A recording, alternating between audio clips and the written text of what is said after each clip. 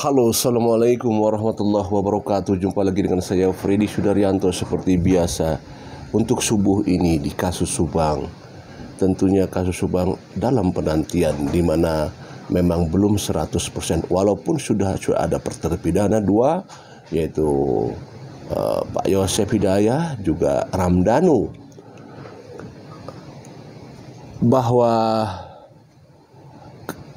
gerakan dari Polda Jabar terlihat masif tapi senyap, bahwa masih ada pergerakan-pergerakan dari Polda Jabar, di mana tentunya adalah kita menantikan pergerakan daripada obstruction of justice.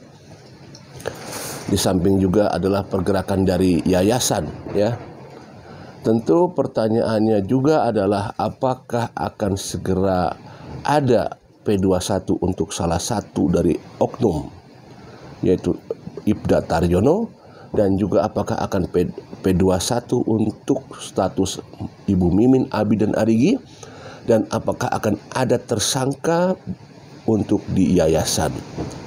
Mudah-mudahan bulan Desember ini akan ada info yang mengejutkan. Sekali lagi mudah-mudahan, walaupun sudah tidak mengejutkan lagi, tetapi akan memberikan rasa kepenasaran kita tertuntaskan kalau memang ada P21 untuk Ibda Taryono dan juga adalah tersangka di yayasan. Bukan hanya tersangka untuk bukan hanya P21 untuk Ibda Taryono, tapi kita juga menunggu adalah tidak mungkin kalau misalkan obstruction of justice itu hanya Ibda Taryono saja. Ya, patut diduga bahwa ada beberapa orang lain. Kenapa? Memang wajar, karena di fakta persidangan ada beberapa orang yang sudah disidangkan di dalam fakta persidangan. Kalau kita lihat siapa-siapa saja yang ada di persidangan, ada Bapak Irlansyah, ada Bapak Karsa, ada Bapak Roni, ada Bapak Aceh Solihin, ada Bapak Rizwan, ada Bapak Arif, ada dan lain-lain, ya. Tentu adalah kita akan mencari tahu apa gerangan di antara semua itu. Apakah mereka-mereka yang sudah melalui proses tahapan penyelidikan, pemeriksaan sampai masuk ke persidangan, apakah di antara mereka akan ada yang jadi tersangka baru setelah Pak Ibda Taryono? Ini juga suatu pertanyaan, ya. Yang namanya suatu pertanyaan, di mana pertanyaan itu kan bahwa kalau kita lihat di antara obstruction of justice, saya sambil baca, ya, karena kalau saya kan ibarat kata kalau bikin konten itu, ya, kalau ada informasi ya kita kontenkan, kan begitu, selama masih bisa dipertanggungjawabkan kontennya, selama masih berbentuk pertanyaan dan bukan sebuah statement, ya. Kenapa? Karena kebenarannya nanti adalah kalau sudah infonya A1 dari Polda Jabar. Sekalipun kalau misalkan ada suatu info yang kita terima, tentu kita juga akan memilih-milih bagaimana cara kita memberikan informasi kepada media. Nah, kembali lagi sekarang masalah obstruction of justice. Suatu pertanyaan ini, apakah di antara obstruction of justice yang diduga ada oknum di dalamnya, apakah ada keterikatan hubungan dekat dengan pelaku? Ini sebuah pertanyaan lagi. Ini sebuah pertanyaan, ya. Apakah ada hubungan dekat?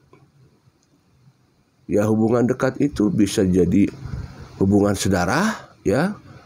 Hubungan saudara, hubungan dekat, ya, hubungan teman akrab, teman dekat.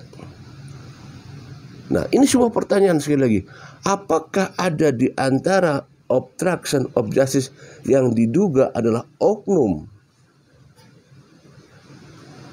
Apakah ada keterikatan hubungan saudara dengan pelaku?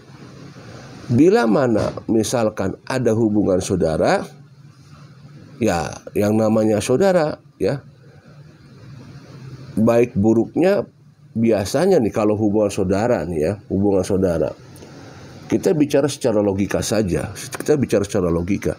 Kalau hubungan darah, maka biasanya hubungan dekat, maksudnya bukan hubungan darah. Hubungan dekat ya setidaknya akan berusaha untuk bisa membantu. Ya, membantu dengan upaya semaksimalnya. Ya, tentu mencari cara yang bikin aman, bikin selamat kan gitu. Nah, apakah ada hubungannya? Kemudian masalah kedua adalah almarhum Bapak Edi. Apakah almarhum Bapak Edi pernah menceritakan hal-hal yang berkaitan yang beliau temukan di lapangan? Apalagi waktu kita tahu masalah adanya CCTV warung toko burung ya. Apakah itu juga pernah diceritakan sama seseorang oleh Pak Edi dan diiyahkan oleh orang-orang yang pernah diajak bicara oleh Pak Edi? Pak Edi ini, almarhum Pak Edi ini adalah sebuah penemuan atau statement yang disampaikan, walaupun pembuktiannya berupa barang buktinya tidak ada. Tetapi bisa jadi diperdalam oleh pihak kepolisian. Sekali lagi bisa jadi. Karena sebuah pengakuan ya, itu akan jadi petunjuk. Pada saat seseorang mengatakan bahwa si A, si B, si C, apalagi menyebutkan nama orang, maka ini akan diperdalam. Biasanya demikian oleh pihak penyidik. Akan diperdalam sejauh mana yang bersangkutan mengetahui, melihat apa yang dia lihat mengenai orang yang disebutkan, terutama berhubungan dengan orang-orang yang pernah disebutkan oleh saudara Ramdhanu di rekonstruksi. Nah, tentunya hal-hal yang berkaitan ini akan larinya kepada obstruction of justice. Di antara mereka tentunya orang-orang yang tadi kita sebutkan bahwa yang sudah masuk persidangan, ya, sudah masuk ke persidangan, sekali lagi bahwa di sana ada, saya harus baca dulu ya, karena ya ada yang sudah jadi tersangka yaitu Ibda Taryono, kemudian Bapak Karsa, Bapak Dede, Bapak Irlan, Bapak Aceh Solihin, Bapak Roni Rahman, plus Rizwan, Bapak Rizwan, juga adalah Bribtu Arif. Ini adalah semua anggota, ya. Bagaimana dengan